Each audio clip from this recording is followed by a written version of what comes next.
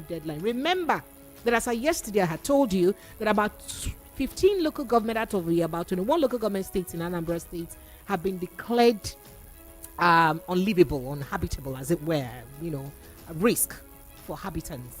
So I did tell you that yesterday. Wow, this is a follow-up to that conversation. So Governor Soludo took a decision today, and that is why my big story today, or my focus today, is on security, especially because it is Yuletide, and we do know that Nigeria never experiences high volume of travels in other seasons as she does experience it during the Yuletide.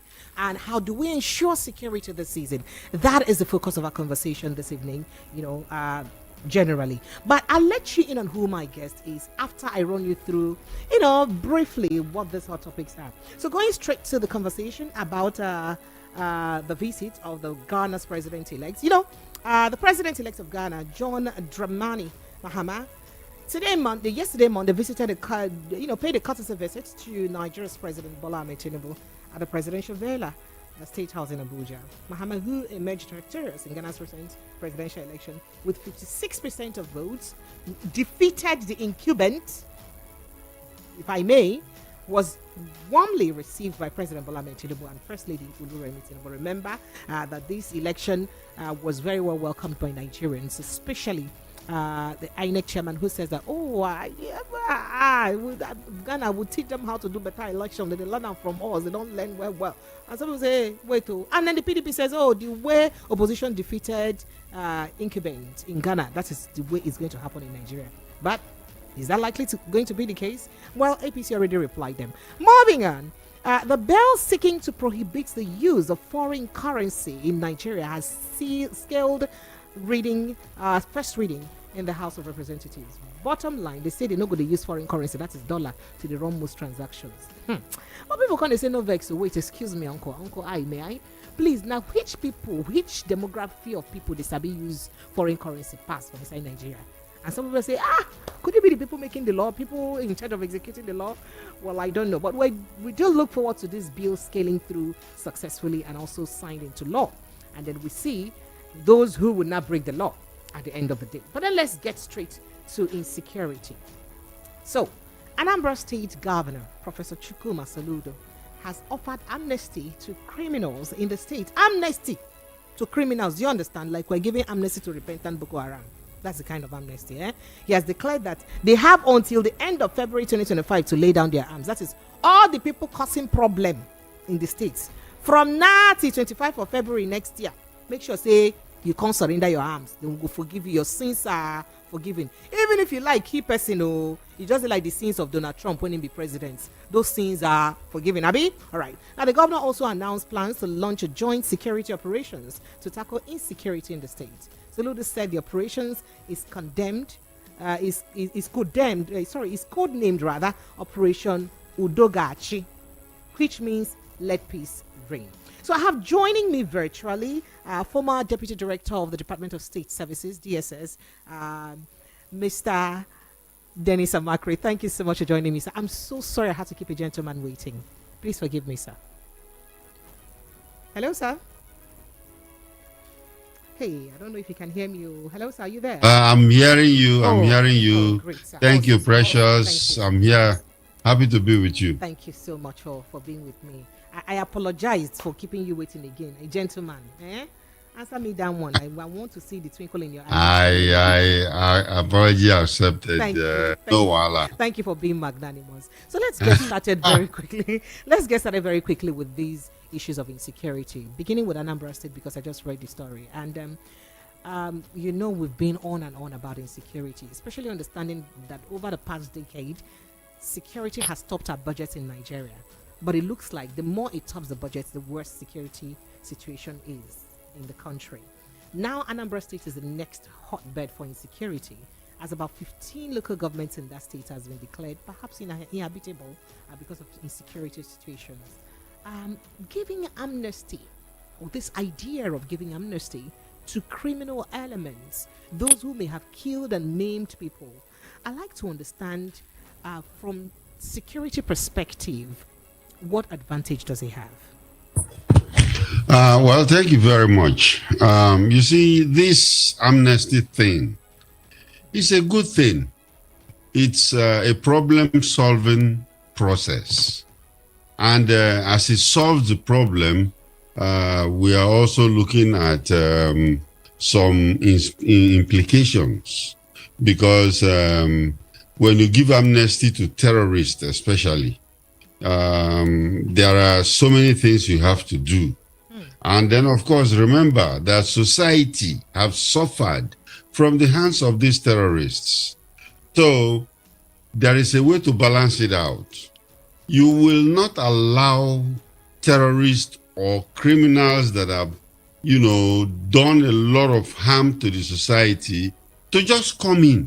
We give you amnesty. So you come in and then you start to live your life normally. No, it's not done like that. Yes, amnesty is good. There are people that are really, when you grade it, some of them could be allowed to enter society. But for those known criminals, those very known criminals, and they know them because there are people in those communities that know these people. They have to answer. They have to be accountable to the kind of things they've done to people in that society. Otherwise, it will be meaningless, to just give amnesty, a blanket amnesty for that matter.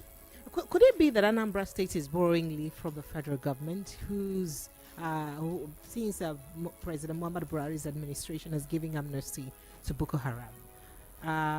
Yes, let's start with that before we have some follow-up questions.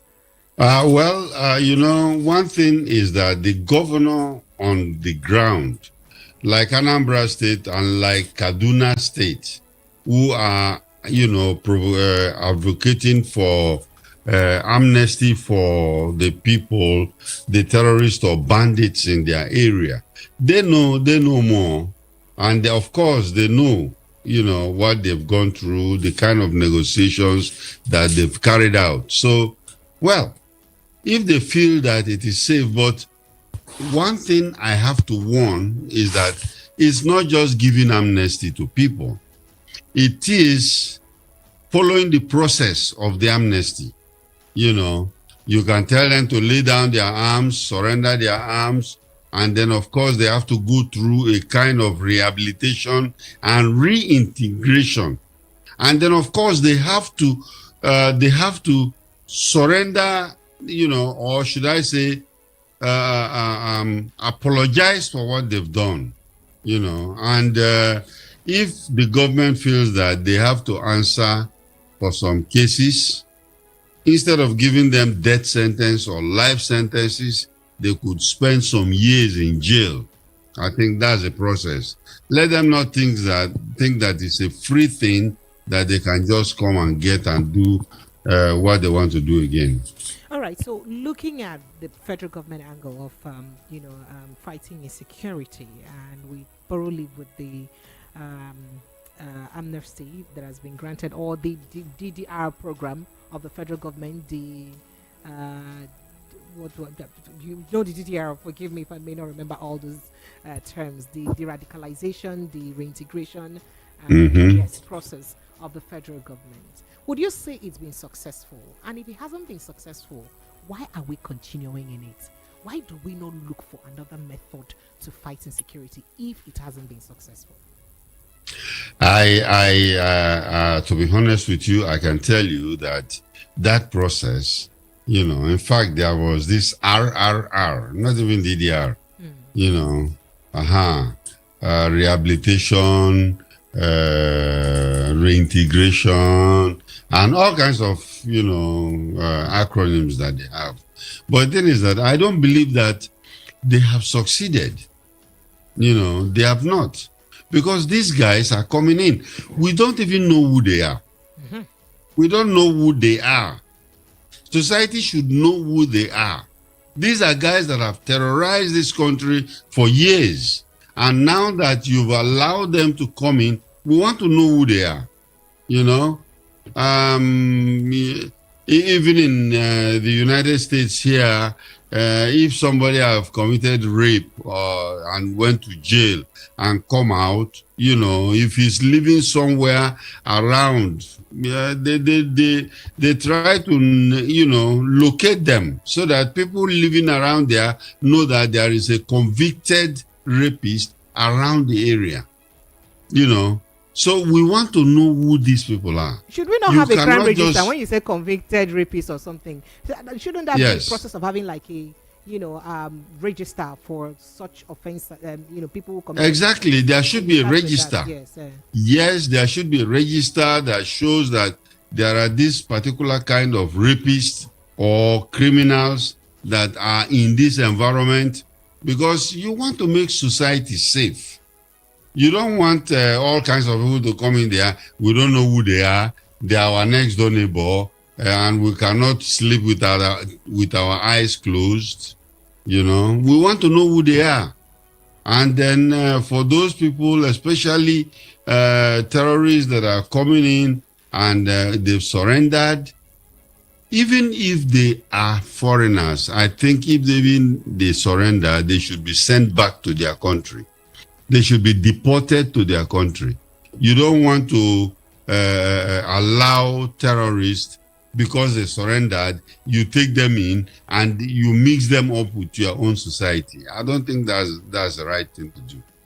Okay, so going back to this issue of surrendering and all that, there are figures that have been flying around that seems very, very worrisome if you look at what is going on. For instance, the Nigerian army had told us that almost 200,000 Boko Haram members and family had surrendered, right? And as given by the Chief of Defense Staff recently. And then the same Nigerian army tells us that, they have killed over, what's that figure now? So I don't get 8,000. Over 8,000 of them. Now, yes, these criminals, is it that they're in their millions? Because if close to 200,000, for instance, or over 100,000 have surrendered, that means they repented.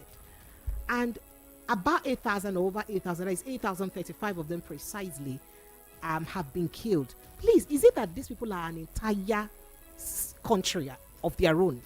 And they never Yes, they are. Whoa. Yes, they are. How come such people are existing in a sovereign state, unnoticed, unbordered, unhindered? How possible is that? Can that happen in another country? It can happen. But let me tell you, Precious, what's going on here. Okay. These are terrorists. And of course, in Nigeria, we have porous borders. If we have our borders well managed, at least we will know who is inside. And there is a very sad story I have to tell you, and that is that we as a country, we don't know who is in the country. We don't know how many Nigerians are in Nigeria. We keep on saying, okay, fine, we have 200 million. Later it became 220 million. Now some people, you see figures coming out, 230 million. Now, who are these people? The only one we have to do will be voters register. And not everybody is voting. So there are many Nigerians who are not captured in that, system. Now, we have been advocating that, okay, there are data all over the place. Bank data, name, voters register, all kind, driver's license, all these data that are flying all over the place. Why can't we come and consolidate them so that we have or know how many Nigerians are there? Because right now, the way it is, we don't know who is who. Ghanaians have been coming into Nigeria and working and even rising up in our civil service and becoming directors, And then you have people from Niger. Some of them have Niger and Benin Republic. Their relations are here. They come, they marry, intermarry, they move in and out, and we don't know which one is authentic Nigerian. So these are the problems we have. If we don't solve that problem, we will not know who is who. Okay. This case is very, very worrisome, especially considering the fact that there's a recent development of Bandit's leader, notorious Bandit's leader, Bello Turji, as he has issued series of threats to Nigerians, I dare say, because issuing a threat to any group of Nigeria is Nigerians entirely. Following the arrest of his close associate, Bako Wuji. Now, Wuji is a key lieutenant in Turji's camp and is instrumental in ransom negotiations and collections of hostages that have been captured by Turji Bello's men. So, security analyst and counterinsurgency in Lake Chad, Zagazola Makama, said Wuji's arrest infuriated Turji. Now, Makama said Turji was already contacted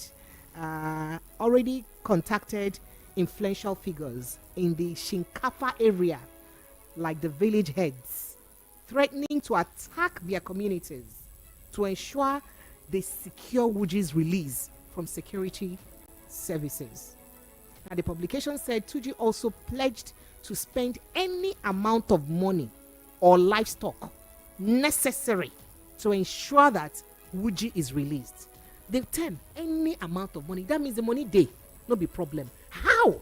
Yes. The last time the CDS told us that ways to curb insecurity is to look at factors that fuel them. One, looking at, of course, their sponsors, sponsorship and all those things, and how they get their arms, sponsorship, and how funding and all that. So how is it that a bandit leader can beat his chest and threatens Nigeria, say, I go spend any money for this world to make sure say when I release my guy? And our Nigerian security agency is yet to react to this particular issue. And we're calling his bluff. We do also know how dangerous this young man has been and how he's threatened even people in power as being his cohorts. Now, let me further read that. The publication also said that he said to have a significant number of people and livestock under his control. Did you hear? People and livestock under his control, and he has declared his willingness to use them as leverage to force authorities into compliance. So this is very worrisome. This is it's not just worrisome, but it evokes fear to me, an ordinary Nigerian. How is it possible that a thing like this is playing out in a sovereign nation? Anyway, don't be scared. Don't be worried. Turji is just talking nonsense. Oh, but he's acted that nonsense several times, sir. Listen, okay. Turji is talking rubbish because he is being given some kind of airtime. That's why he's talking like that. His days are numbered. And I can tell you, because the security agencies are working seriously on him and other of his cohorts that have been terrorizing Nigeria. He's talking like that because, they gave him the leeway where he has a whole bunch of bandits, occupying ungoverned spaces in Nigeria. And he feels that he can talk anyhow. He has arms. Who is he? Let me tell you, the security agencies are working, and one day you will hear it. They will get him. So let's not talk more about, how or where they are going to do it. They will do it, and I'm very, very sure of that. Now, another reason why this is worrisome. You did hear, I think it was in 2018 or 2016, thereabout, that Kawu Baraje, the then APC chieftain, came out and told Nigerians that the people we call today's bandits are people that they got from other Sahel countries like Mali and all that to help them win election in 2015. That statement has not reversed it till date. And there's been subtle statements also by sitting governors like Erufai that, well, we know these bandits. The federal government also knows them. They know where they are. So it speaks to the fact that truly it may look like these people are actually not as ambiguous as we think that they may be. So if they are actually known, why has it become so difficult to apprehend them? And we let them commit such mayhem. There are areas in Niger State, Zamfara State, and even Kaduna State. Erufai has told us that these people run parallel government with his government. Benue State communities are paying as much as 2 million to 20 million naira monthly to some of these bandits. How is it that we continue like this? How can a nation make any success with this? Especially considering since people cannot even access their farms willingly because of these guys. Yes, we can make success, considering what is going on. People like former Governor Erufai, should hide his face in shame, really.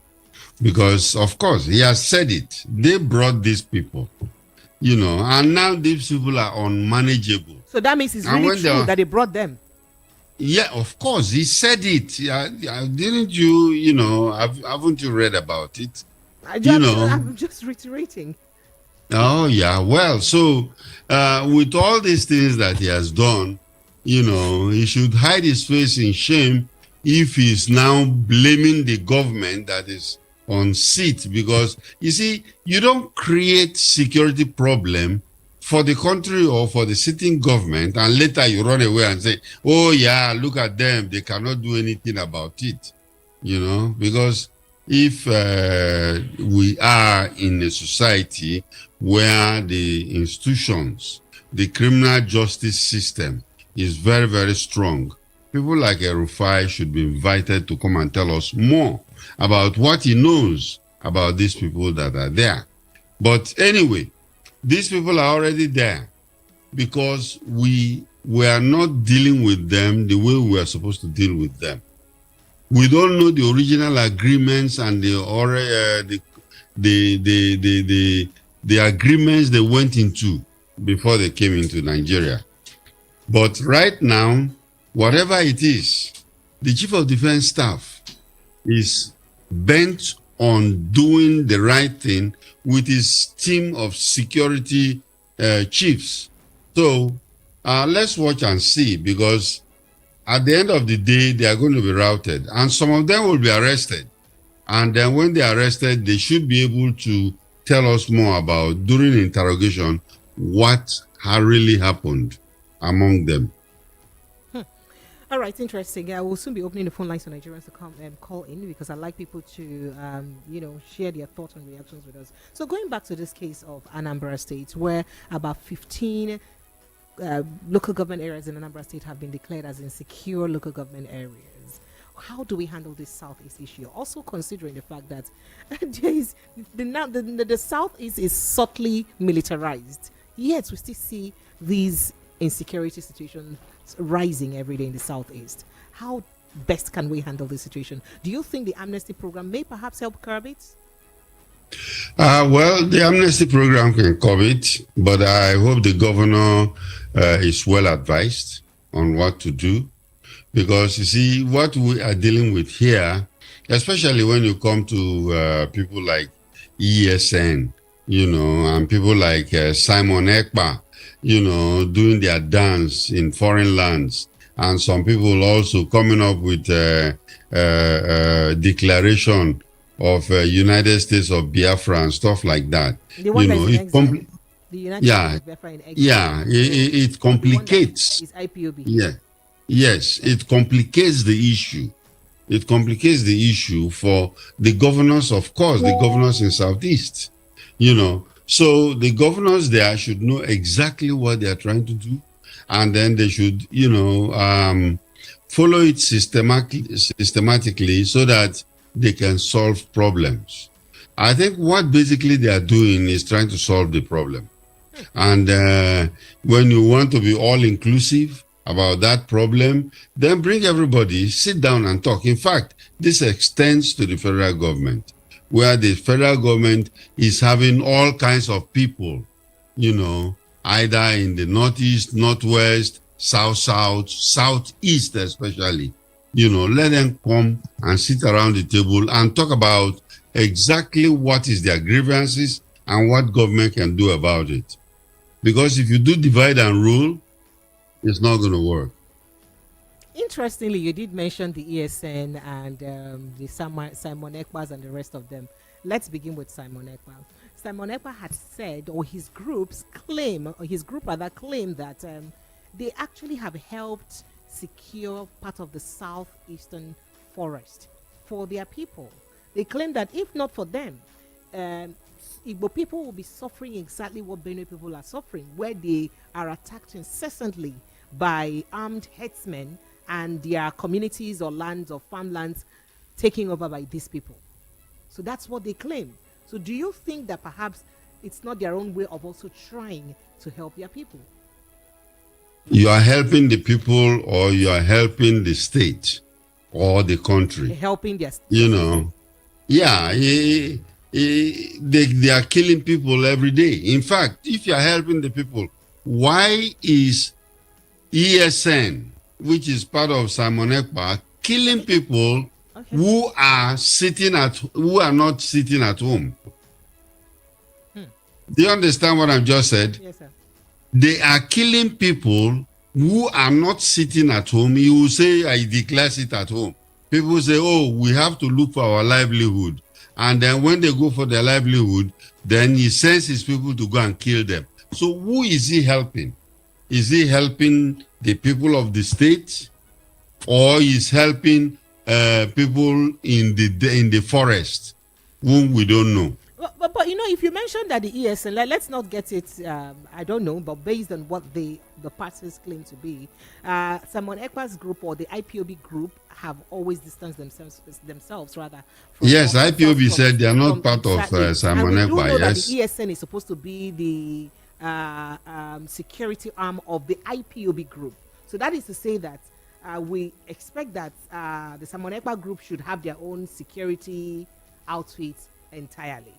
Then we don't know who they are. Which is different. Who are they? Which is different from the ESN. Now, speaking about the ESN right now, the ESN, or through the IPOB, had said that the people of Igbo should come back home. We all know that Igbo people, our people, like to come back home every holiday, especially Christmas. It is our time to live in our houses once in a year, or their time rather, to live in their houses once in a year.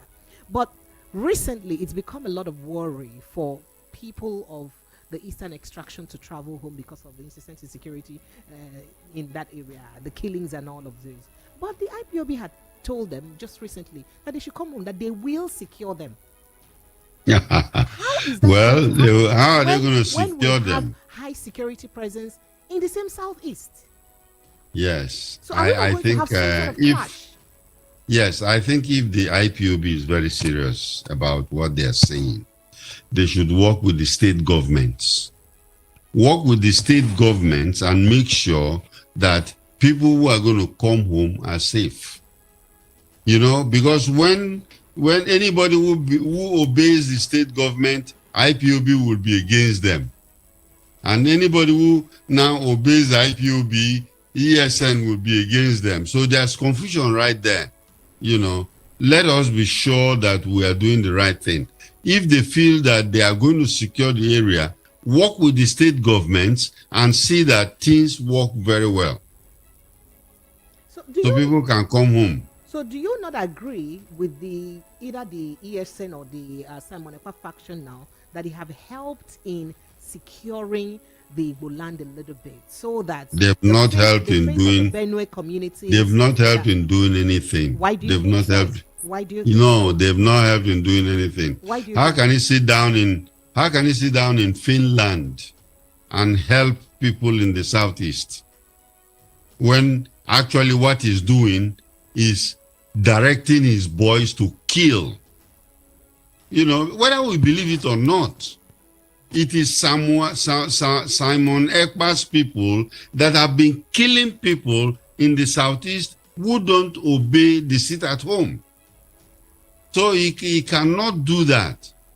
If he's very serious about what he's doing, then let them allow people to run their lives. In fact, allow people to be democratic, because you cannot be forcing people to do what you want. But they claim that those sit-at-homes are voluntary. It's not. How can it be voluntary? Then who announced it? Who announced the sit-at-home?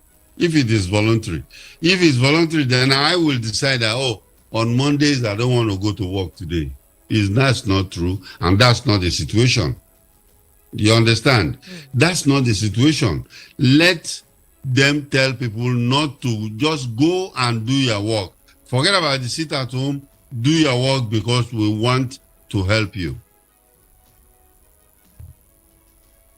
All right. Interesting. So you do not believe that perhaps the ESN or the IPOB or maybe their past group may help in securing the people of the Southeast in any way? They are not helping to secure anybody. No, they are not.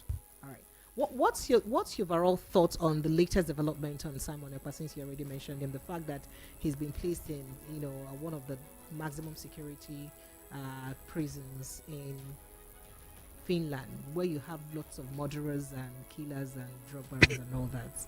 Is crime that's befitting of such? I don't know why people are worried when they are detained and they will say, "Oh, I was detained with terrible criminals and murderers and stuff like that." Samuel Ekpa he knew what he was doing. And to be honest with you, if you want to go into that line of action whereby you feel that you want to be a hero of your people, then you should not be scared of death, and you should go beyond fear, in dealing or handling whatever comes to you. He knows what he's doing. And then, of course, Finland is not like Nigeria. And the Finnish government feel that this guy is creating problem for another country somewhere else, and they arrested him. And I hope they take him to court, because it is not just arrest and keeping him. And I hope Nigerian government will work on the extradition of bringing him back to Nigeria, so that when he comes there, he can explain himself. He can explain himself. A lot of people. Do you think that extradition will be possible?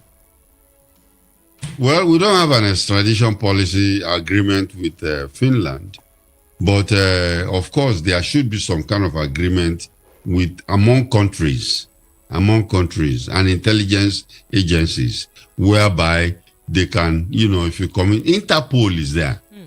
That does not have to go through any kind of extradition thing. Interpol is there, and Interpol can go ahead and, enforce that situation where somebody is doing some harm to people in another country, and then they can answer for that. All right, awesome. So why does this really please the people of the Southeast this period, this Yuletide, understanding their love for going to their homes?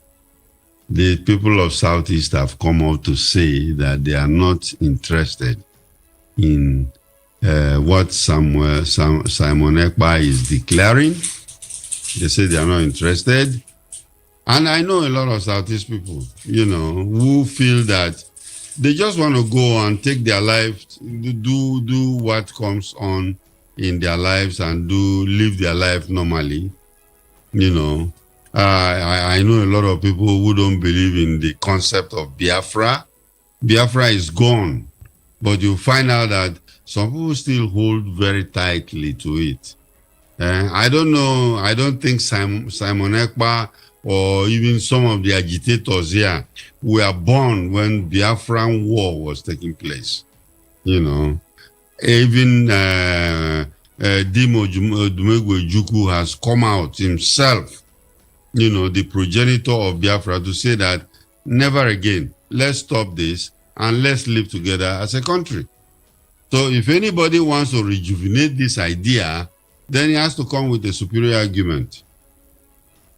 But is the superior argument, can the superior argument not be traced to the fact that this group of people have been marginalized and have constantly cried about marginalization, which no party can dispute, and it's been unattended to? Is that not enough to say, okay, let's do away with us if you don't want us, or if you don't want equality, as it were? Everybody in Nigeria has been marginalized. Everybody. I'm from the South. We have been marginalized totally. Because they carry the oil from that place, they spoil our environment, and it goes somewhere else. And then, of course, a local government in far away, where there is no oil, is enjoying the money. Okay, everybody has been marginalized. So you cannot say that, because you are marginalized, you in the north, people are saying that they've been marginalized. ACF, Arewa Consultative Forum, they have also been crying out that they are marginalized. In the Southwest, we have people, Sunday Igboho and his group are saying that they are marginalized. They all want a different country. So you find out that everybody has been marginalized. Now, my own advice as a security professional is that if people feel that they don't want to be part of Nigeria, then let us sit down and then discuss and say, hey, I don't want to go, or I want to go, Or don't say that your own marginalization is more than the marginalization of others. Let's talk about it, and it will take a very serious government to resolve this very problem. Okay, so looking back to the insecurity issues and the operations of our security agencies, we know what happened in Okwama, right? Where some army officials, God bless their souls, were killed, and the entire community was suddenly cordoned off for a while. People were, in fact, people claimed that the community was burnt down.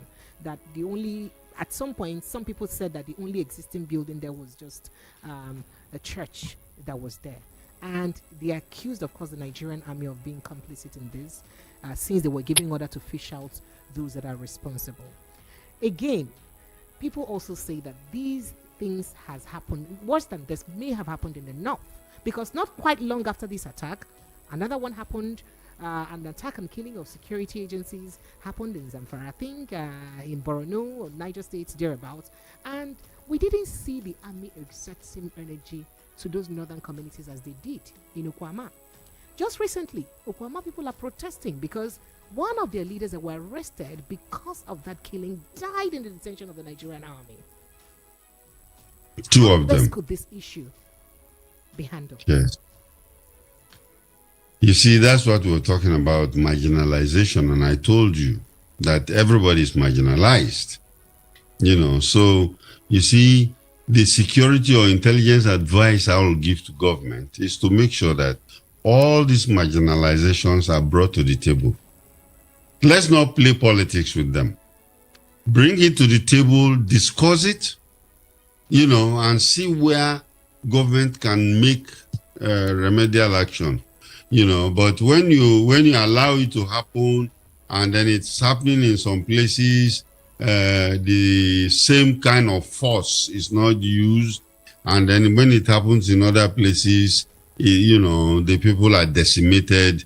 I don't think it's going to work. So Nigeria has a whole lot of work to do. We cannot brush it aside.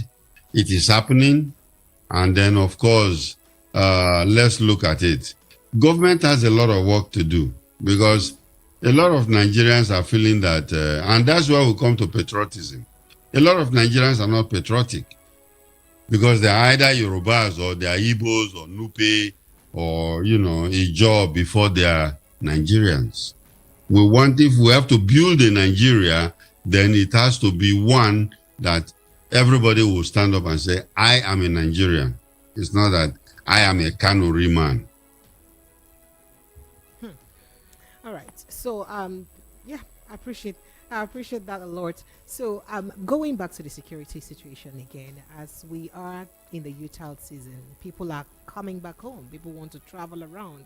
Are there security tips? What can people better do? What ways can people better secure themselves this period? If you could give us some tips, let's begin with that to at least watch our back. Oh, thank you very much for that. You see, one of the major security tips I have to give to people is simple. You know, things are hard. Things are very hard. Transportation is very expensive. Food is very expensive. You know, other things are expensive too.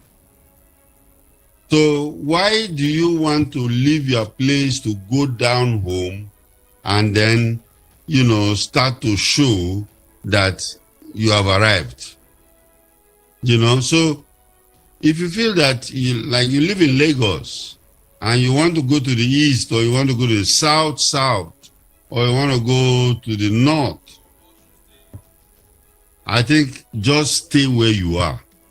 Stay where you are, because it's the best security advice I can give you. You are going to spend so much money. Even if you are flying, you might spend a lot of time in the airport because a lot of the traffic might be high, and then flights will be canceled. So why put yourself into that? If you find yourself to where you are going, things are very, very difficult, except you have a bag of money. And then be very, very careful, because of this particular traffic, a lot of people are there trying to steal, pickpockets, armed robbers, trying to steal and get some money, which they will use in going to show off somewhere. You know, so things are hard. The best advice is to stay where you are, gather your family, and then live your life, your small life, pray to God. And then when things get better, you can go home. The roads are not very good, so don't think you're going to get home. There have been many, many years on this particular period where people spend more than 24 hours getting to their homes, you know, from Lagos or from other urban areas. So please, stay home. Do what you want to do at home. Pray to your God and thank God for bringing you to this day. And then wait until when things get better, you can travel. But is that even easy to do? Is that such an easy decision, considering that most Nigerians get to see their families once in a year like this? Some once in 2-3 years, and some of them. Tell your family. Yes, Tell your family that things are very bad. You won't come home this time. Create a Zoom account. You know, like I'm talking with you now. They can see you in their villages. You know, go and buy some kind of internet where you can talk to your people, you know, or do a video call on your WhatsApp. Tell them, look, things are bad, that's why we cannot come. Well, if you have some money, send them some money which they can use in buying rice or chicken or something, you know. But taking yourself out of where you are, traveling dangerously to where you are going to meet your family, and then, of course, still spending money, I think is not a very wise idea. Is that not some sort of defeatist decision? Like Nigerians should act like defeatist? Yes. Defeatist from who? From who? Being defeated by those who are terrorizing us. No, nobody's terrorizing us. The people who are terrorizing are terrorizing. Security that people cannot travel who are associated. So if they do not travel, precious, we are not in competition with terrorists. We are not. They are doing their own thing. We have to plan our own life. Okay? So they are not defeating us. In fact, we are defeating them by countering what they are planning for us. Because they are on the road waiting for us. Let them come. This Christmas, let them come. we will waylay them and take all their money, in fact, kill some of them.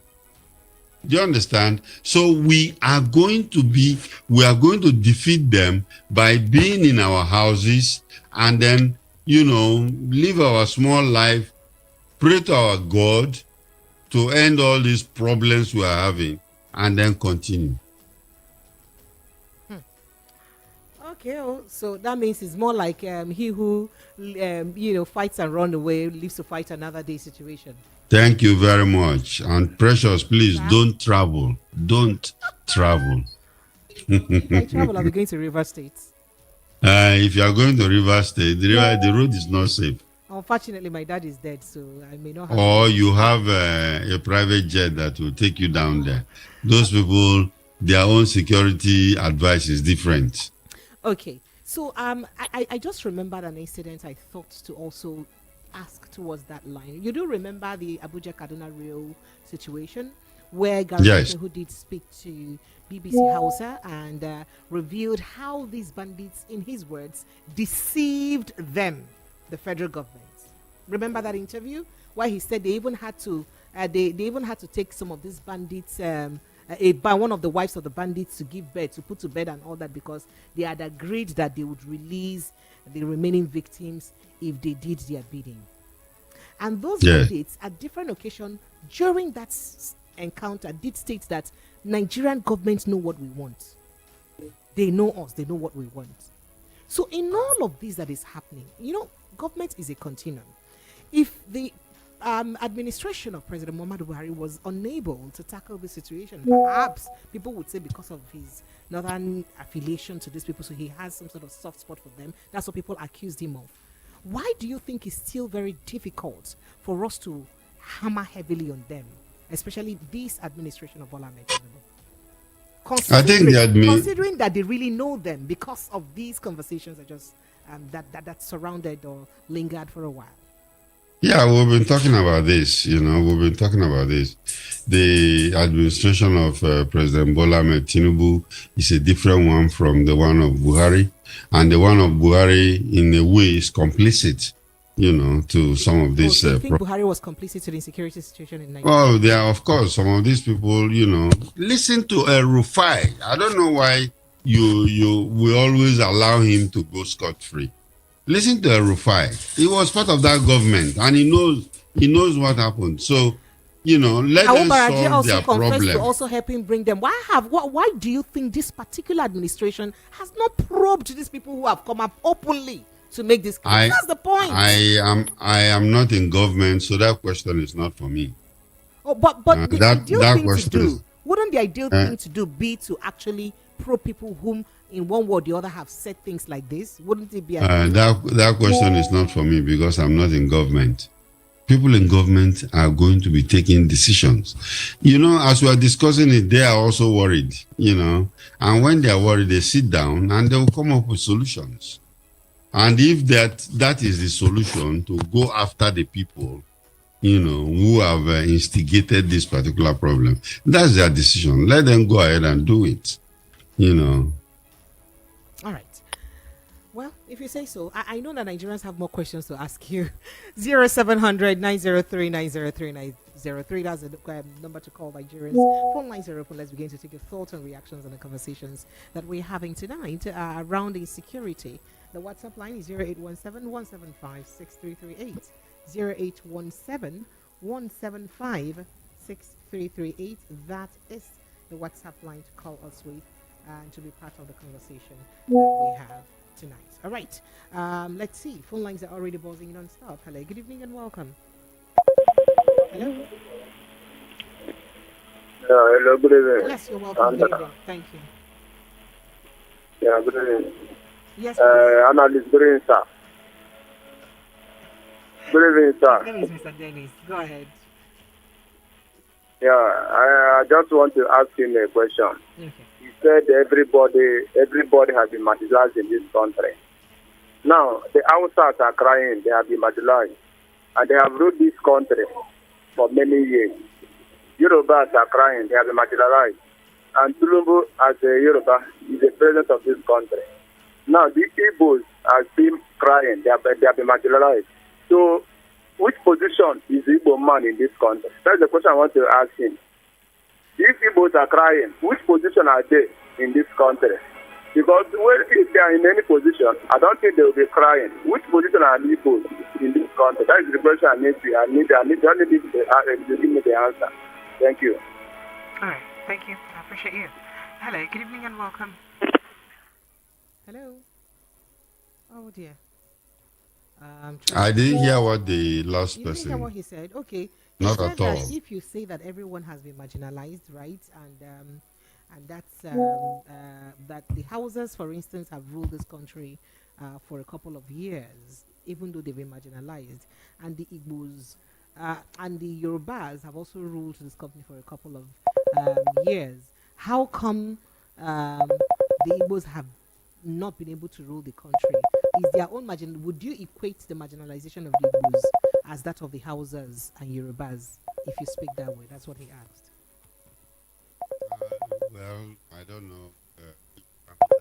Use in measuring, the level of marginalization. I can tell you the marginalizations are different. And it is happening in different parts of the country. The marginalization that people have in Niger Delta is not that they've not allowed them to rule the country. After all, we had Jonathan. Jonathan ruled the country. So the marginalization they are talking about in that area is not ruling.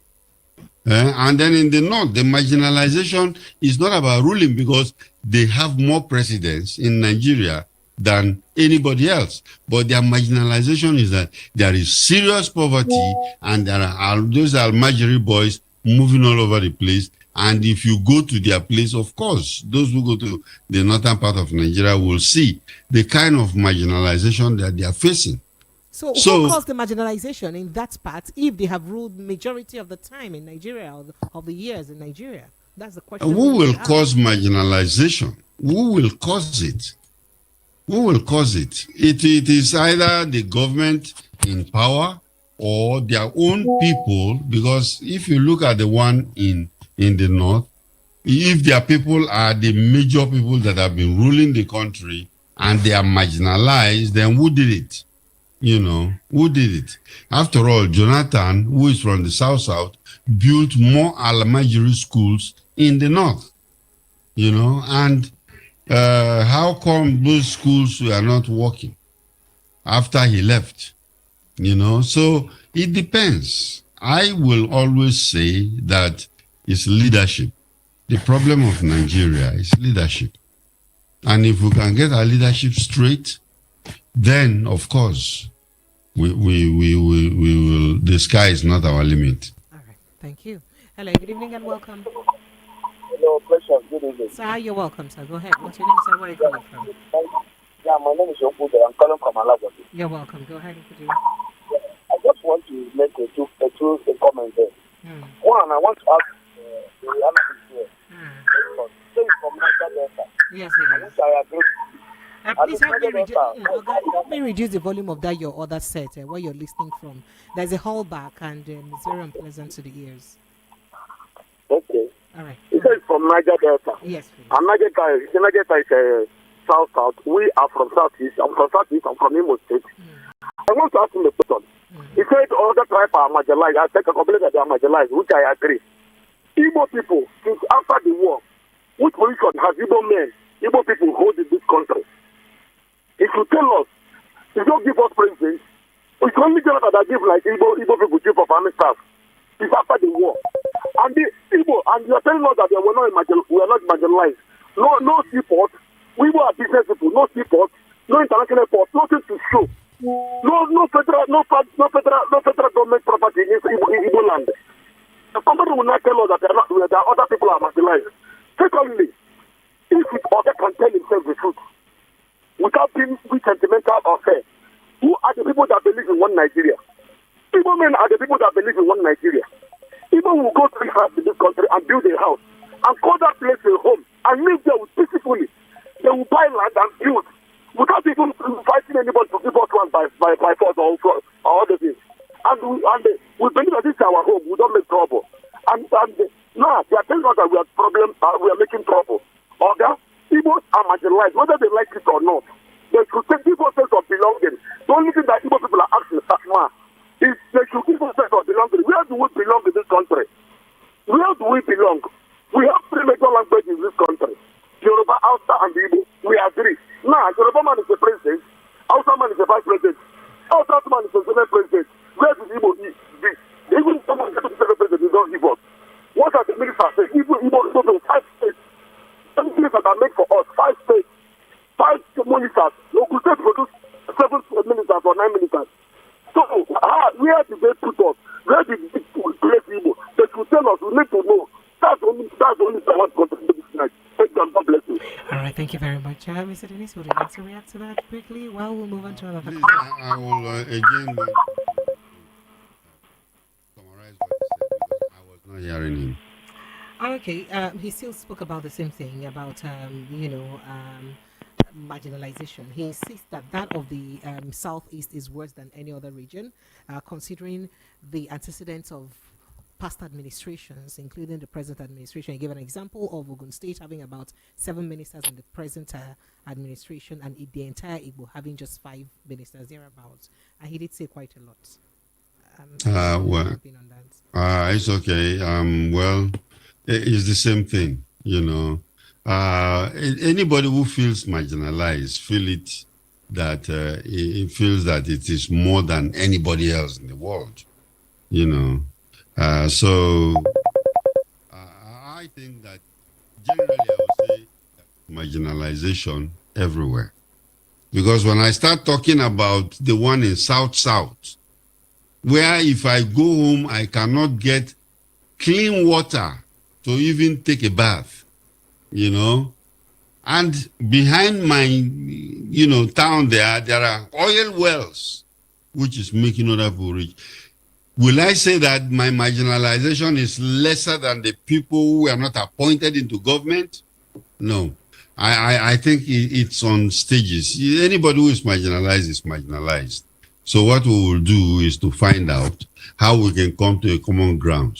Nigerians are generally marginalized. Now, how do we solve that problem? All right. Phone lines are open 0700 903 903 903. That's the number to call. Let's take a quick breather and go straight for a short commercial break. Sir, please oblige us to go straight for a short commercial break. You may just take this opportunity to swap to the next meeting, right? And then when we return, we'll continue taking your calls and reactions. Stay with us after the break, Lagos. This is the Evening Rush 90.3, Voice of the People FM. We'll be right back. For our moments to live, create and make believe.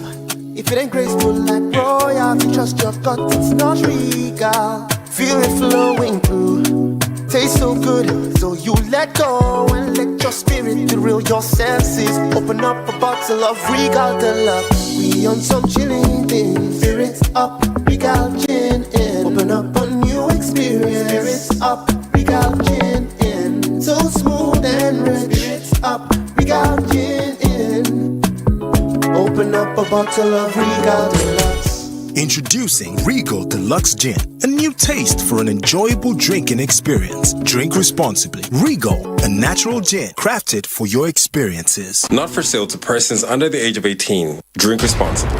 The Evening Rush with Pressures. Hear that? That's ice cubes falling into a glass.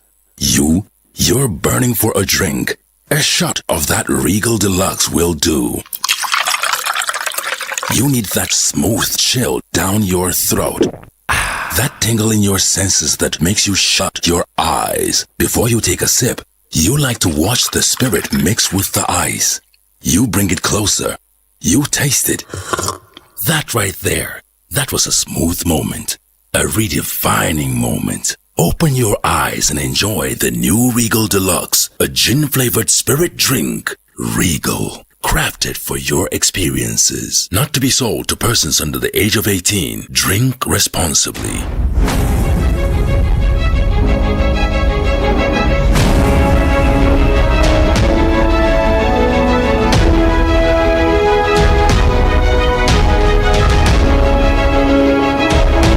Amazing evening to you, Lucas. Welcome back. Still 90.3 Voice of the People FM. We've been speaking with Dennis Makri. He's the former Deputy Director of the Department of State Services, DSS. We've been looking at the security situation in Nigeria generally, especially this Yuletide recently and the Yuletide season, holistically. And he's given quite a tip and then, spoken quite a lot about the entire security issue in the country. Let's see if phone lines are still open. Let's continue to take your thoughts and reactions. 0700-903-903-903. That's the number to call. That is 0700-903-903-903. The WhatsApp line is 0817-175-6338. 0817-175-6338. Hello, good evening. Hello. Yes. Yeah, good evening, Precious. Sir, you're welcome. Yeah. I wanted to reserve. I'm reserving my comment because I know that man is protecting his job by saying there's a question he asked him. He says he's not a politician. There's my own question I want to ask now. The thing I wanted to be rude before, but I have to reduce my anger because I was very angry with some things that I'm hearing from him. Now, my question is that why is it that in the East, was like one of my brother called, said, we have Igbo outside Yoruba. Why is it that in the East, they have South and South East? Why is it that they use that South and South East and divide that side? That's my concern. I know it's government that did that one. They did it purposely. That's by the way. Now, secondly, my question again is that when you talk about insecurity, now look at people that have been traveling for years. Yes, okay, government may not be good now, which the APC government, I'll put it that way, they're the one in charge. They don't have anything to offer. I keep on saying it. Now, people that have been traveling, people that has meeting, organization or wedding, whatever in the East, or even not even in the East, even in Benin or whatever.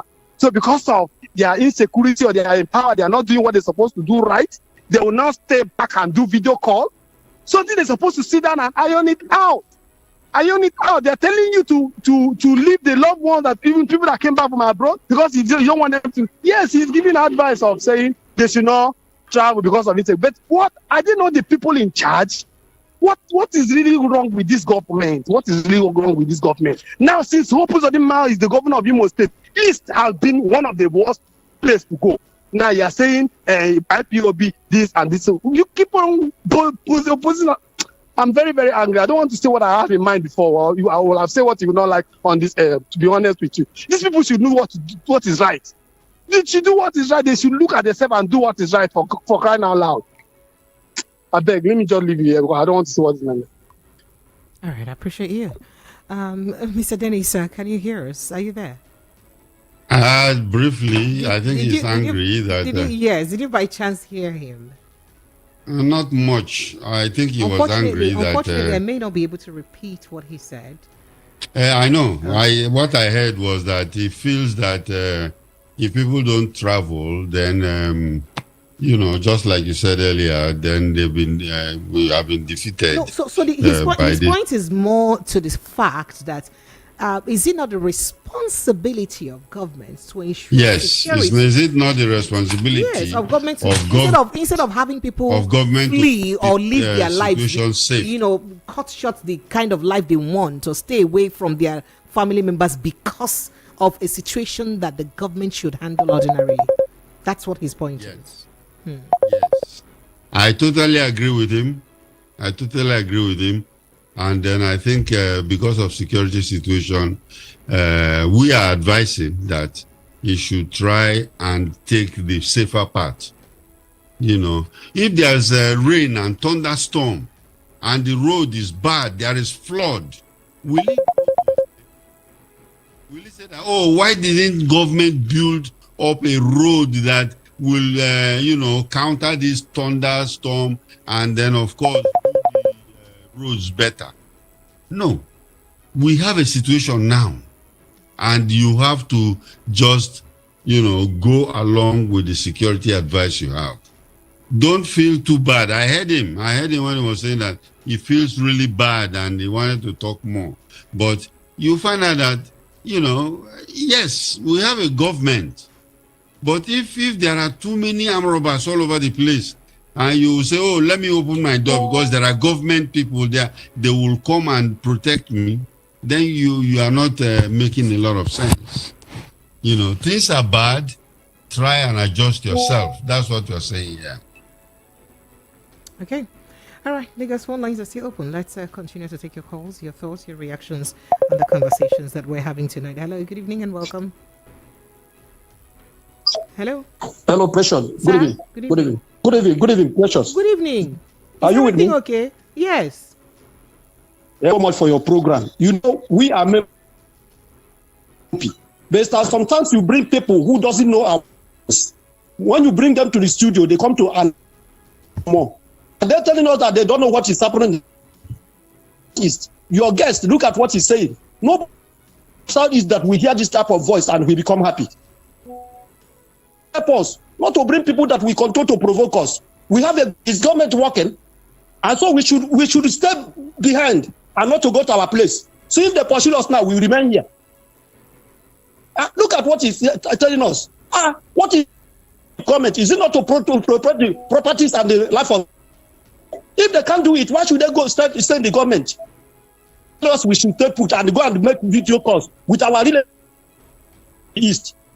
Pressure, please, make your help us. We are the VOP members. We are the families. Please don't bring people who come to provoke us or to and others. Look at what he's saying about the IPOB and the ESN. As Jikubo said, that place was contacted to him. The East was contacted to him from the former president. He said it openly on television. Who arrested him? ESN, IPOB, and it's called no. Please, we have taken enough of all this to provoke the game. Thank you very much. I appreciate you. Thank you so much. Thank you. Unfortunately, I think his name is also Dennis. Mr. Bakri, can you hear me? He's your namesake. Yeah? I didn't hear him at all. Please, just. Is your name? He said he's very upset and angry that I brought a guest that's come to anger them, and that you've made them very angry. And he did speak to the fact that, please, okay, this calls will not let me. So he also spoke. No, wait.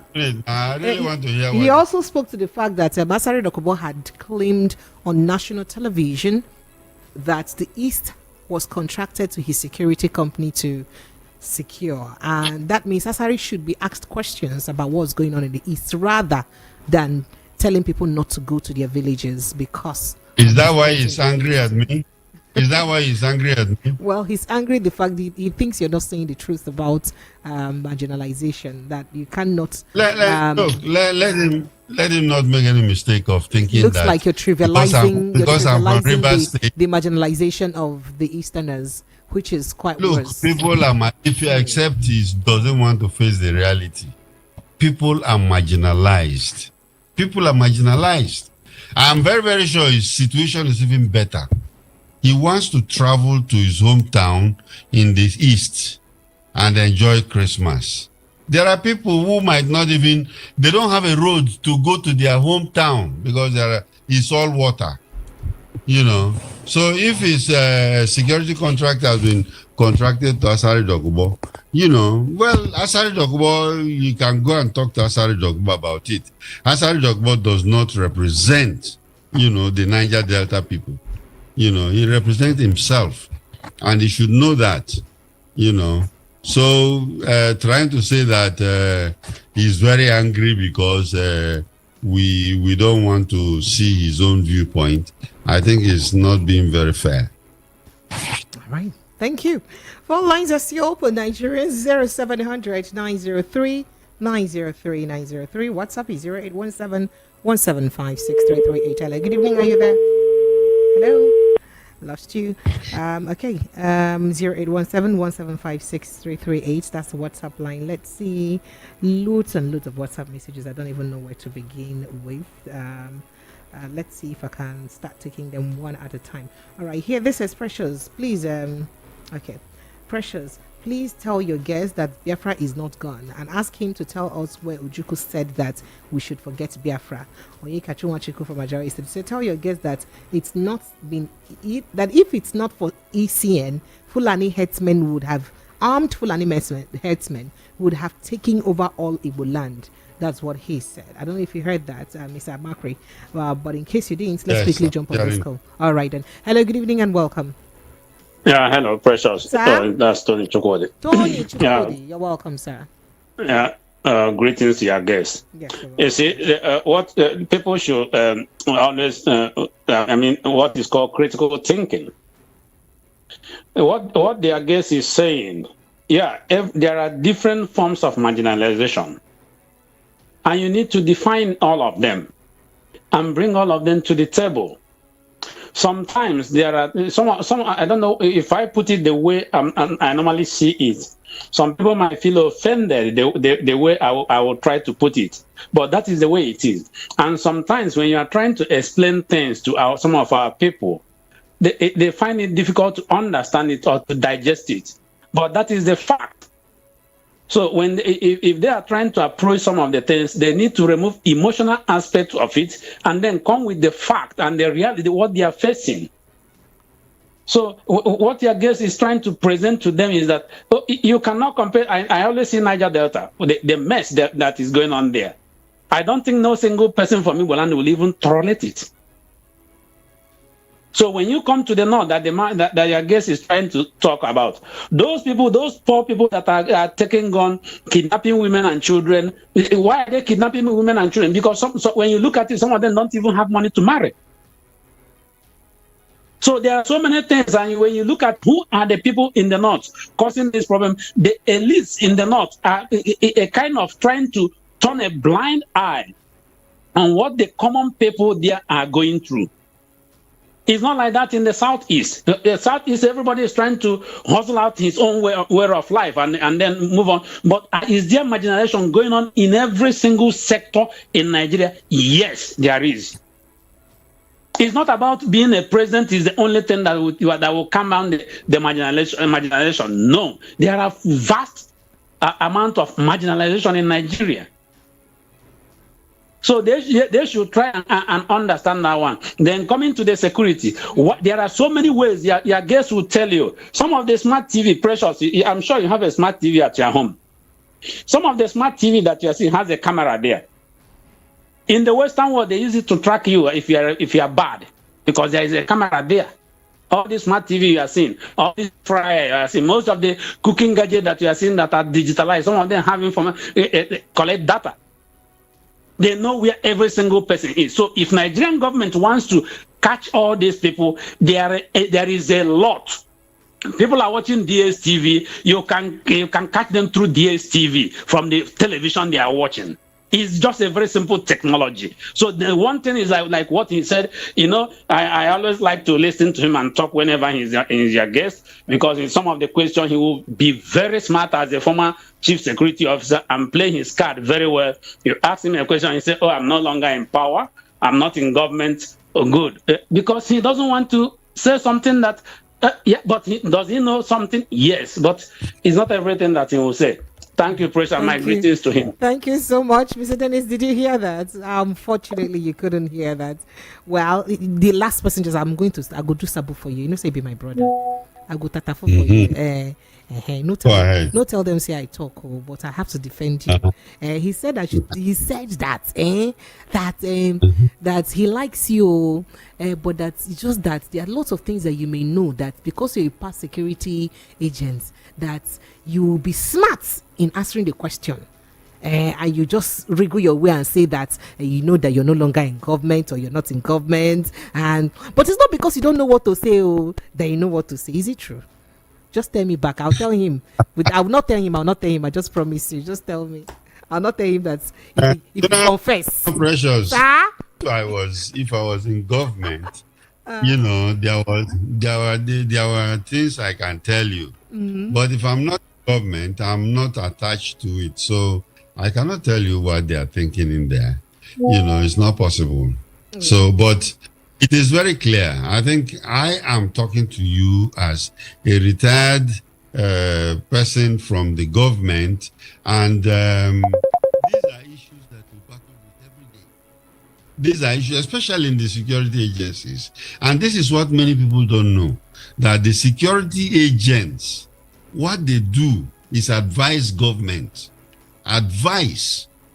Government can decide to take it or leave it, but we will advise them. We are the only people that can tell truth to power. We are the only people. That look, this is wrong, or this is right, or this is the consequence of this action that you are taking. And that's what security agency, that's what they do, you know. But so are you saying that your work is just advisory? Yes, it's very, very advisory. And remember, they still also are under the government. So the government can say, okay, arrest this person. And the person will be arrested because that's your boss. The politicians are the boss. They are the bosses, you know. So people have to understand the dynamics of what is going on. Okay, Mr. Tony Chukudi, did you hear him? I hope you did. Hello, good evening and welcome. Oh, have I lost that? So let me quickly revisit some of my messages. All right, this here says, Madam Precious, why are you mentioning register when I spoke about offenders register, right? As if we have any register at all in Nigeria. Where here in Nigeria, you can commit an offense in Mushin today and relocate to Ijesha and still live your normal life as if you've never done anything before and nobody will know you. Same way you can commit in one state, relocate to another state and commit same offense. What is happening? You say you agree with him? I do. What? I agree with him. We don't have an actionable data system. Is that not polarizing our nation? I think we have to do that. Does that not polarize us? Does that not make us porous? Oh yeah, it's very, very porous because like I told you earlier, you know, Nigeria, we don't know how many people are in this country. We don't know. You know, there are Ghanaians, Cameroonians, Nigerians, Benin Republic, people that are living with us and we don't know they are here, they've had grandchildren, you know, so the country is porous. And then we have to address that. No data to show, you know. That's scary. All right, going back to the calls. Hello, good evening and welcome. Hello. Hello. Yes, please. Hello, Precious. It's Tony Chukwu. Tony, you should give people a chance to call now. Listen, please. Listen, I was just looking at him responding to you. And you can see the way he's smiling like Barack Obama there. Have you heard again? Barack. So, I know he can never. I wish. Look, Precious. Sir? This is not something that we have. Is security of some. Nigerians are going through this, and he cannot tell me in front of me, watching him on the on the online, that he doesn't have got any atom of information. He's no longer there, but he still have some people there who can easily brief him, and there are people who can also call him to seek advice from him. Yes. Okay, he has said yes. Let's take his yes. Ask him which advice does he want. They say which advice you want, and I don't tell me to middleman now. They say which advice you want. No, let him just accept this. That's what I want. He said you should just accept that you know a lot of things and you're deliberately not saying it.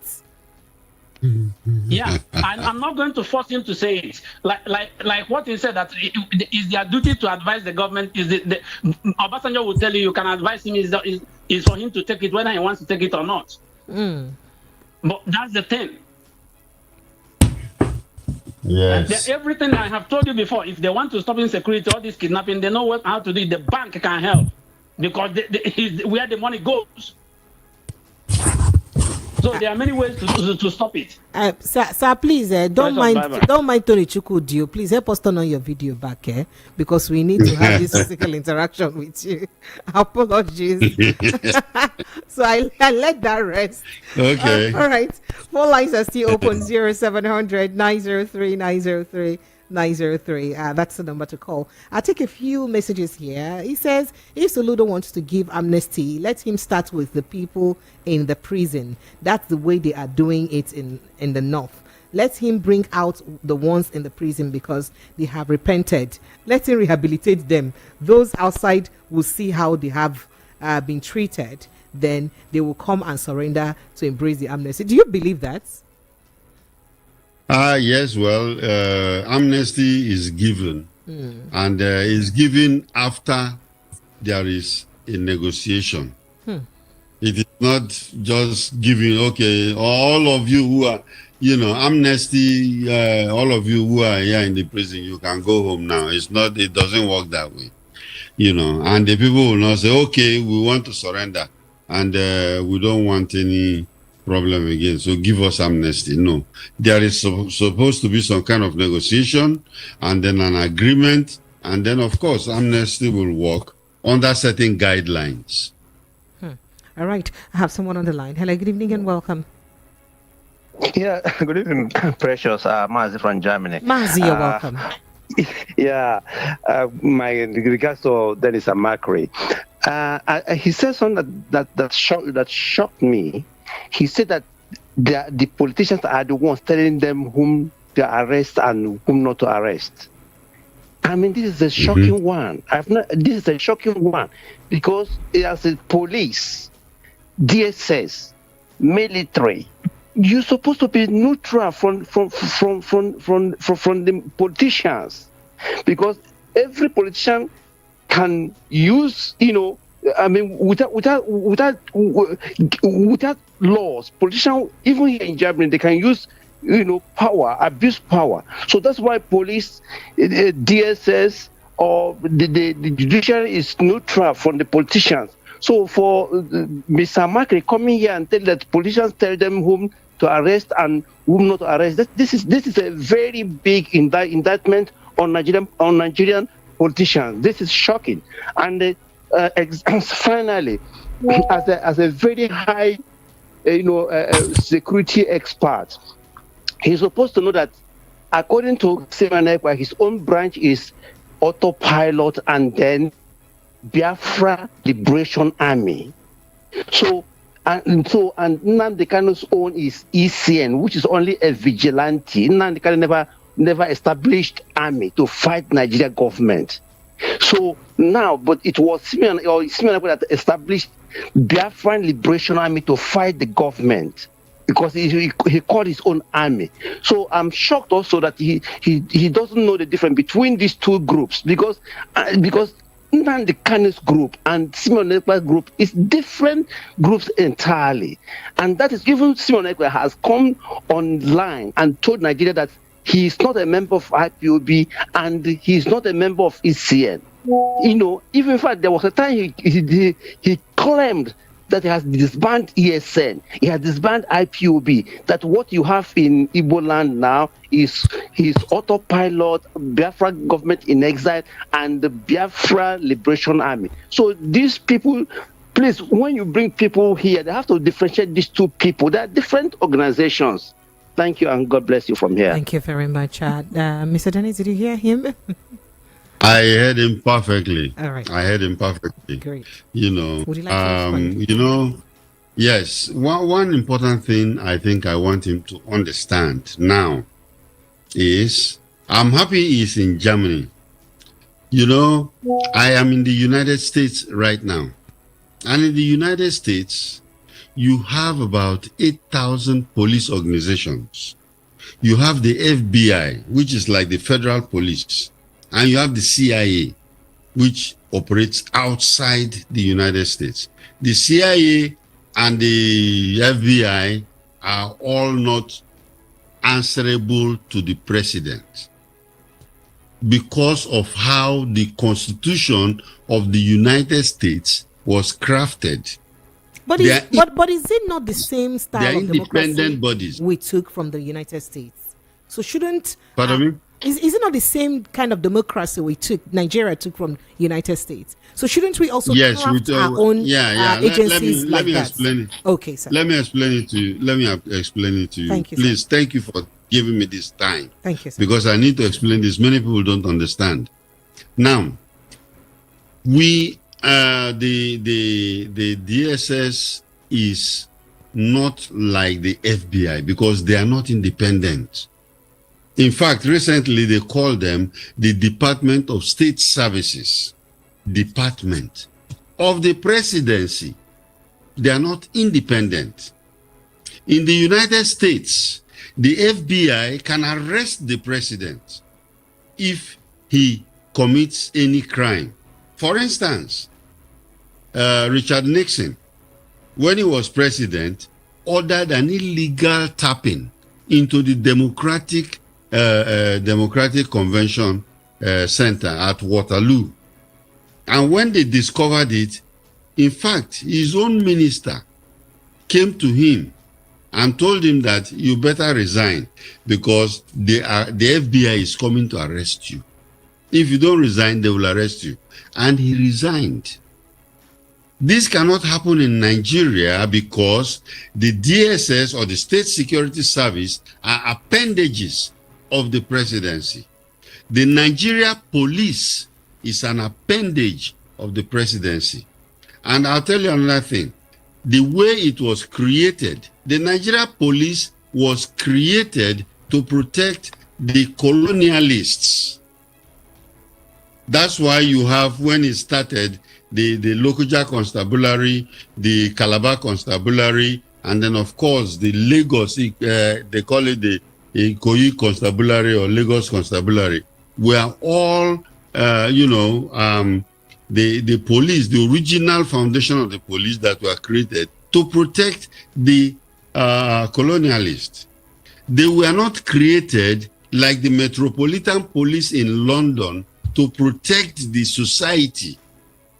And when independence came, when the British left, the police remained where they are, and then the new Ogas, who are the Nigerian politicians, took over.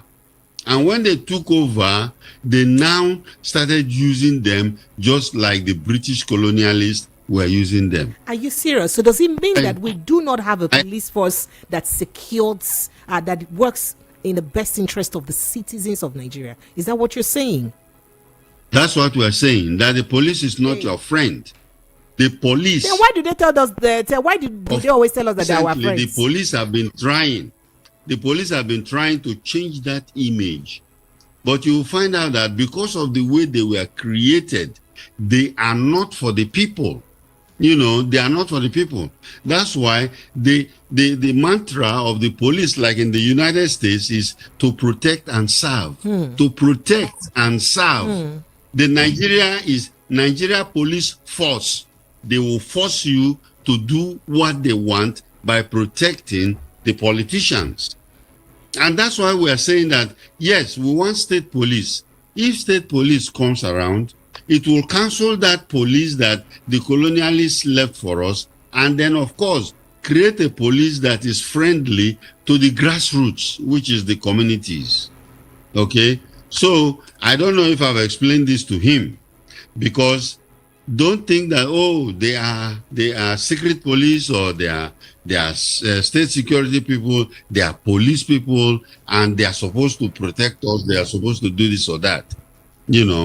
Right now, the State Security Service is trying to reorient itself in a democracy to see that they actually try to, do what the Constitution says. And I'm one of the advocates who is advocating that the police, the DSS, should be independent, and it will take a constitutional amendment to do that.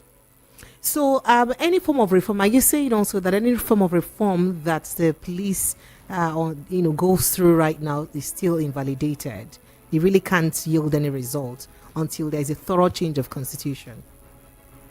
Police can do what they have to do, because besides protecting the ruling class, they also do crime prevention, they do investigations and stuff like that, but the main focus is at protecting the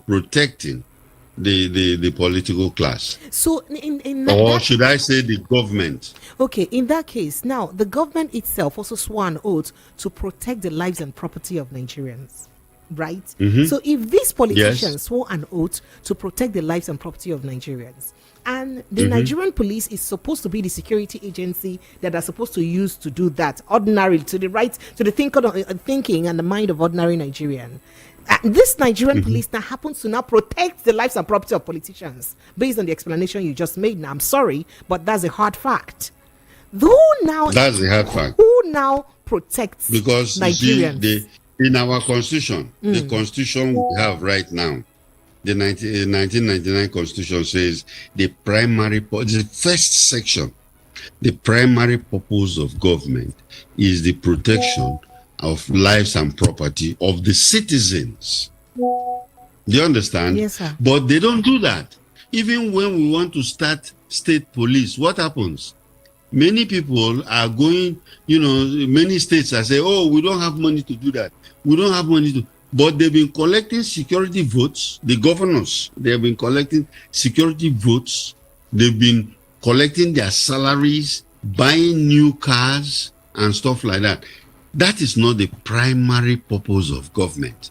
The primary purpose of government is to protect the lives and property of the citizens. So why not? If you don't have money, first do that protection of life and citizens, and let's say, okay, there is not enough money, so that you will say, okay, this month I can't pay salary. Okay? But they will pay their salaries, but the lives and properties of the people are still in danger. So who then, which of these security agencies out of the many that we have is now responsible for the protection of the lives and properties of the Nigerians? The police is designed, a police. But they are not doing that now. They're protecting Police anyway. They're protecting based on what you said now, they're protecting politicians. So that means Nigerians are left unprotected or to protect themselves. Yes. Hey! Yes, because we have also advocated, why should a local government chairman carry 7 policemen to follow him up and down? All right? Governor has a whole motorcade convoy. Not to talk of the other bigger guys like the senators and the legislators and everything. Nigeria has about less than 500,000 policemen. Now, deduct the amount that are following all these big men, because any big man in Nigeria, any politician who doesn't have policeman standing behind him or following him around feels that he's not a policeman, because it's like an authority symbol where they follow them all over the place. Why don't you allow these people to go and protect the society and create that umbrella where everybody is under the umbrella of protection? And these are the things that we are talking about. The reorientation of the police. The president has said it. The first thing he said when he came to power was that he is going to restructure the security agencies. And has that been done? It's 2 years has gone already. And 1 year, we're approaching 2 years. Has he done that? 1 year, of course, they are now trying to restructure the police. State police is coming up. I believe that is part of it. State police. And do you also think that when the state police comes... the police.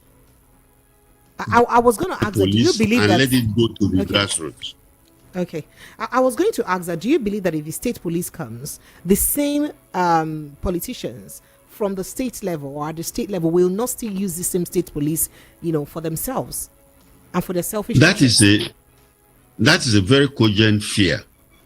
But you see, what they could do right now, there are many security advices that have gone out, that those people who are going to craft the legislator for the state police should put in mind all these problems in such a way that the governor does not hijack the state police and use it against his political enemies. They should be independent. I seriously believe in the independence of security agencies, whereby they will be allowed to do their job without fear or favor. So they should craft that state police in such a way that, yes, they are to fight crimes, not to fight the enemies of the governor. They are not part of the governor. They are not part of that state political party. They are security people. And that's what we should move on for. Because it's going to, look, before they create the state police, the state assemblies are going to, come up with the laws. And then, of course, it will go for a public hearing. And then these are the times we will go there and say, yes, and put in those kinds of things that will protect the state police, from being manipulated by the politicians. Let me open phone lines. The Nigerians will ask you the rest questions because my mouth is full. And this is very sad. It's a pathetic situation. Hello, good evening and welcome. Good evening. Yes, sir. Welcome. Yeah. Can you please help me stay away from your radio set? We don't have that time. Okay, I'll do that. I'm going to talk about the insecurity in this country. I, of course, by the grace of God, was a military officer retired. You were what? I am a military officer retired. Okay. I'm not sure I got that. 1984, something like Boko Haram was trying to rear its ugly head called Zongo Kataf. Then Buhari was a lieutenant colonel. He led the troop that went to Kaduna to quell them in 24 hours. You see, today, I'm ashamed as a retired military officer because in my time, no Boko Haram will come to the military barrack to cause mayhem, kill soldiers, and behave and do whatever they like and go scot-free. We had a slogan there, go and conquer or perish. So you see, there's one thing I want to tell people today. If people in government or these big politicians, if they don't have hand, of course we've been told by the former Kaduna State governor. Your time is already up, sir. You can help us just shorten the rest. It's okay. But I know that this thing that is happening is having the backing of some of our big guys, and that is why it is difficult to quell. Thank you. All right. Okay. Mr. Macri, if you heard him, he said that insecurity is persisting because he feels that it's got the backing of some big shots in government, perhaps. That's what he's saying. Do you agree with him or not? Well, you cannot have 100% security. And of course, Jonathan said it. He said some people in his government are members of Boko Haram. Yes, he did. So you cannot say, the government is clean and nothing is happening and everybody's okay. No. All right. We'll be deceiving ourselves if we say that. All right. Okay. Moving on to some messages here. This here says, good evening, Precious and your guests. Please, how can the people that be marginalized come to talk it over when the government is not giving fair ground for it? Even when President Jonathan did national conference and there was no implementation. And then he now says see now, these are one of the problems in this country. Nigerians lack proper information of ministries and the elites and politicians are using it for benefits, for their own benefits. Uchi sent in that message and he says he's watching from heaven. All right, and this here says, good evening, Precious. Please ask your guest his opinion on the state equality justice in Nigeria, as other states have 7, 6, and only Southeast states have 5 states in Nigeria. Tell me which marginalization rather is worse than that, which means all sharings are not equal in respect to numbers of representatives of the people, developmental projects in the region, etc. If I'm sent in that. And Adisia says, your guest is right. The Nigerian police were created to help the colonial masters collect tax, protect them, and make sure that citizens pay their tax to the colonial masters. Tony Chukudi sent in that message again. And Don Millis from Amordofi says, please, I am not pleased with your guest today. He isn't well detailed and he is shying away from certain analysis. And then Gideon says, Igbos, the man is telling you the truth. Work against security in your area by conniving with your governors. Stop complaining. You don't like yourselves. That's what this says. And then who's this? Gabriel from Ikoto says, in as much as I agree with your guess that all parts of Nigeria is marginalized, however, the Igbos are complaining of marginalization. They aren't part of the cause. If the feeling of marginalization is occasioned by bad leadership of this nation, why not give the Igbo man a chance to also try his hands in leadership? That's what he said. So would you like to react to what the person said about states where every other region have 7 to 5 states and only the southeast have only 5 states? That's the worst marginalization any group can go through. Would you like to speak to that before we move on? Because our phone lines are buzzing like crazy. Yeah, well, I think that's political, and I think it will have a political solution. It will have a political solution. So that's not a security problem, and I don't want to discuss on that. Like some of those things you don't want to talk about, as Tony said, you will not talk about it. Sorry, let me go. Let me go on to more messages. All right, so this message here says, Precious, you are not conveying the message well from the caller. Replay it for the guest, because he said that man was spot on. Hearing what he said while driving touched me. This is Dave from Lekki. Unfortunately, I may not be able to quote him verbatim. I hope you understand. Please forgive me. I think the angry caller is upset by the present situation of the country. As the guest says, he's saying the truth. Uluwa Kemi saying that. And he says, good evening. My name is Precious. What's Lolo say? Okay, no, okay, not this. Okay, Precious. Please stop that. He is very. You say your guess is annoying. Imo State Governor Hope Uzodinma and Nigerian military knows about all the killings in Biafra land. Not Simon Ekpa, neither Nnamdi Kanu nor ECN or IPOB. If not, ECN today, Biafra land would have been like Northern State if it was ECN. That's what he's saying. So this person is maintaining that the Nigerian government is fully aware of those who are causing this havoc. Senator from Isola says, your guess is acting, perhaps pretending like he's not hearing people's complaints. Can you compare Igbo marginalization with Niger Delta people? Even people we call our brothers are enemies of Igbos. How can you tell people not to travel because of insecurity? Is it not failure on their own part that is a part of government? Despite the hardship of Nigerians, the hardship Nigerians are passing through, I guess he is no more in service. That's what she said. Well, he did say he wasn't in service anymore. This says, Precious, this your guess is it not in the same studio with you? Because when somebody finished talking, he will say he doesn't hear you. No, he's not in the same studio. And you know that calls can be very tricky sometimes. Yeah. All right, let's go back to the calls and get back to messages later. Hello, good evening and welcome. Odia lost that. Hello, good evening. WhatsApp line is 0817-175-6338.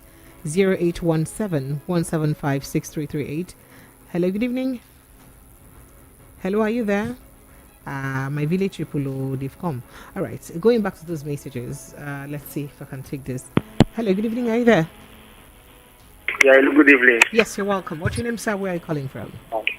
This is Promise coming from Aja. Promise, you're welcome. Go ahead. Well, this your guest today is really, really biased. I'm confused, sorry to say. Sorry to say. No, sorry to say, really, really biased. How will he say, he's right in one aspect and he's wrong in the other aspect.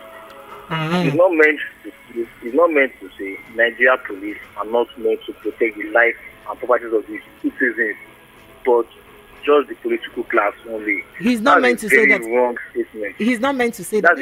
He's telling you. He's a security officer. He was. He's telling you how the security agency, police, was created and the purpose for which it was created. Okay.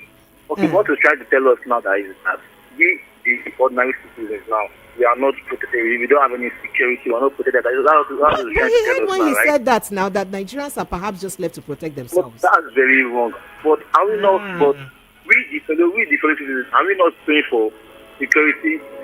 For security, are we not paying? Okay, is it that he is wrong? Is it that he's wrong? Just hold on now. Calm down, brother. Sorry, I understand your plight. Are you saying that he's wrong for saying what he perceives to be the truth? If that is the truth, or he is wrong for knowing the truth and saying it, or he shouldn't have even said that thing that is the truth to him at all? You should have even said that, because when I just heard it, I was just pissed off. When I heard it, I was just pissed. I was like, I nearly turned off the radio.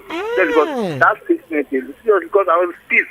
How will it be biased? And again, later that statement again, I said we shouldn't travel just because of the insecurity. Those places are not meant to be mentioned at all. They're not meant to be this current situation in Nigeria now. They're not meant to mention that situation at all. We should do video call. We should do this. We should do this. Thank you so much, brother. I totally appreciate you. Thank you very much. Mr. Dennis, did you hear him? I didn't. The connections are not clear. I'm sorry. I'm so sorry you didn't hear What him. did he say? So he said that he's not happy that you did not say the truth. About what? The fact that you said that, how can you tell us that Nigerian police were not created to protect us as citizens? That right now, that what it looks like their work is to protect what do they call them, politicians. That how can you say a thing like this? That he's not happy with you about it. That you shouldn't have said that. I also told people not to travel for Christmas. The man might be a policeman, but this is not me. Okay, this is not me. Go and Google it. Open the books. Open the history books. You will see it. How the Hausa Constabulary was created. How the Lokoja Constabulary was created. The Calabar Constabulary. What they were doing. Where they were. Because before, and this police, let me tell you, and let me tell him another thing that he might not understand. This police was not Nigeria police. It was the police created by the Royal West African Trade Company that later became UTC or something like that. They created the police. It's just like today, you have companies, they have security companies working for them. And that's how police was created. But these ones were carrying guns. And then, of course, they will collect tax. And then they do the biddings of the colonial masters. Go down to Lagos. If you know between Yoruba Club and the police officers' mess, that is where they have a gate. That gate is closed at 6 p.m. All the workers who work in Ikoyi leave the place and go to Surulere, Mushin, wherever they live, and then the gate is closed. Inside is where the colonialists live. That's why they call it European quarters or GRA. That's where the Oyibo people live, and the police protect them.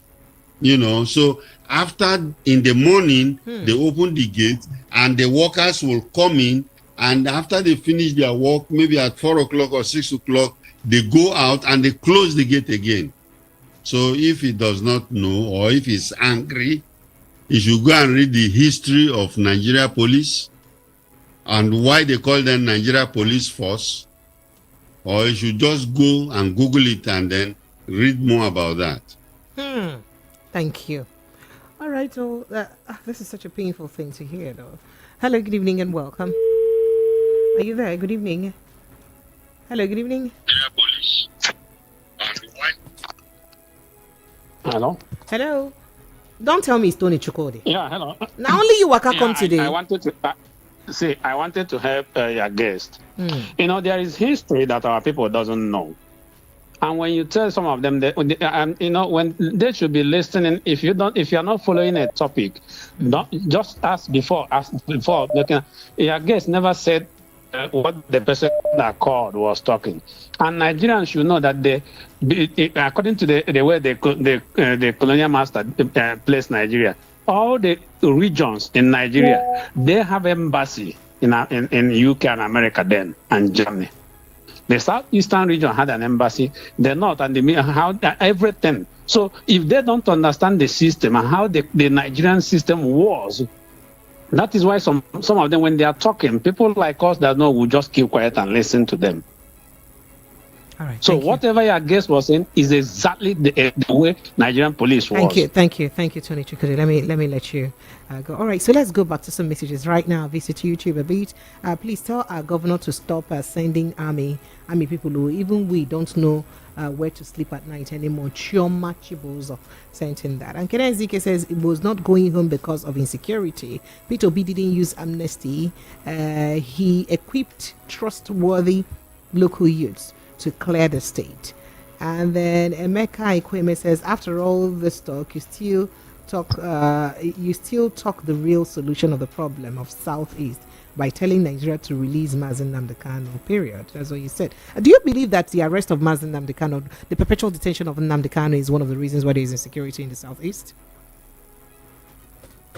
I don't think so, but it's contributory to the fact. It's contributory to the fact. And that's why I'm saying that, actually keeping him in detention does not solve the problem. Oh. Either you can send him to court, and then if the court jails him for whatever offense he has committed, that's okay.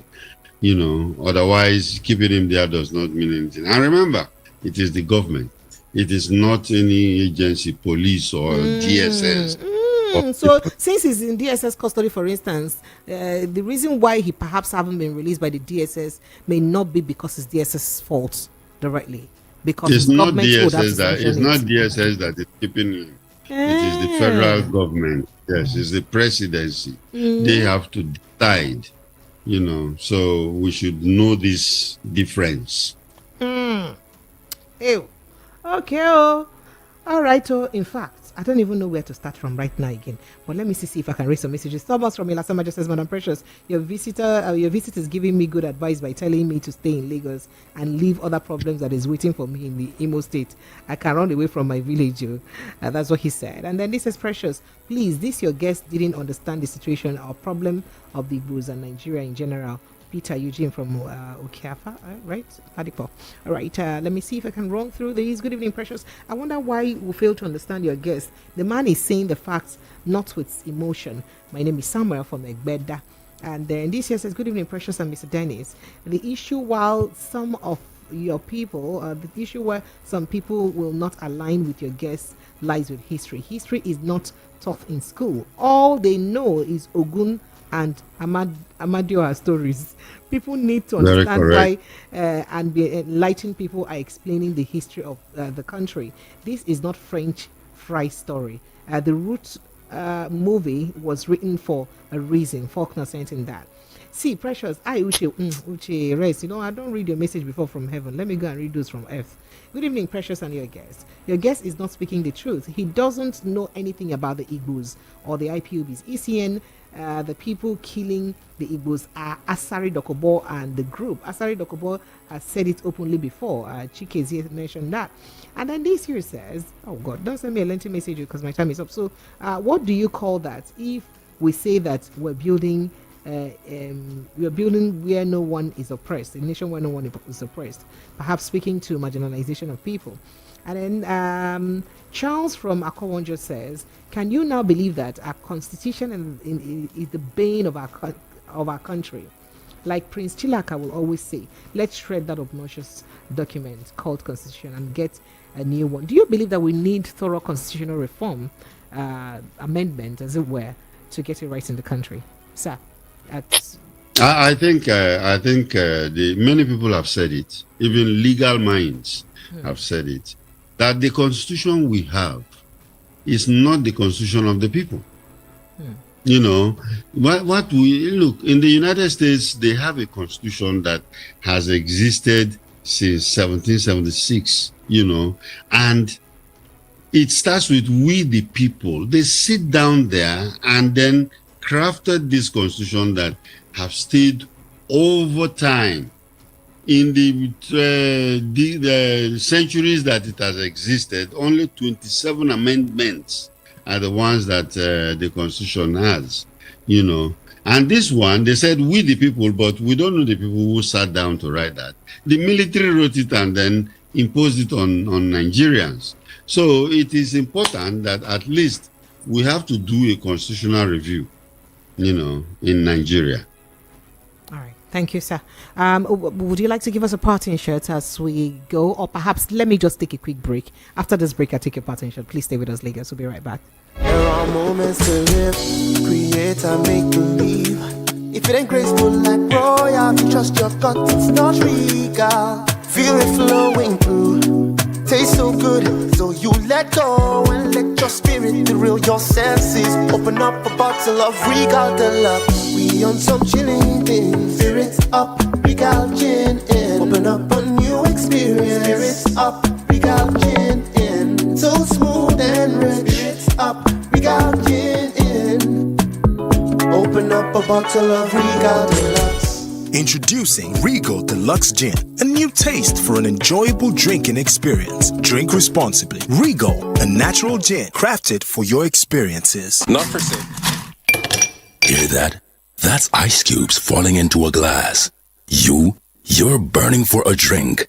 A shot of that Regal Deluxe will do. You need that smooth chill down your throat. That tingle in your senses that makes you shut your eyes. Before you take a sip, you like to watch the spirit mix with the ice. You bring it closer. You taste it. That right there, that was a smooth moment. A redefining moment. Open your eyes and enjoy the new Regal Deluxe, a gin-flavored spirit drink. Regal, crafted for your experiences. Not to be sold to persons under the age of 18. Drink responsibly.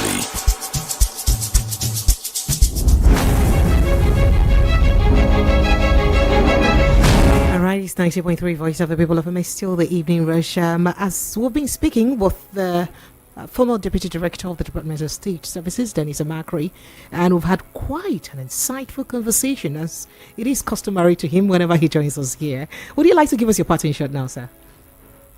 Thank you very much, Precious. It's been a very exciting time with you. Thank you. And exciting with you too. Yeah, one thing I have to, advise Nigerians is that, we will try and develop this spirit of oneness. It is not a matter of somebody suppressing somebody, because, we have so many tribes coming together to form a nation, and that nation has still not been formed. We should try and form it. And by forming it, all of us should represent ourselves, by coming together and then let our voice be heard, But staying one place and allowing others to run over us, I don't think is the right thing to do. So we wish everybody a Merry Christmas, and then, of course, a new year that will give us more, inroads into building this nation. Thank you. Thank you so much. Lagos, that's the size of our package. My name is Precious Enye. And I'll see you again tomorrow evening, God willing, with another of my guests. Thank you for being part of the show, for everyone who's been here. And please ensure you protect your mental health. Y'all know I love you, right? Precious Enye. That's my personal name. They not take it from me. I'll see you tomorrow, God willing. Have yourself an amazing evening. Good night.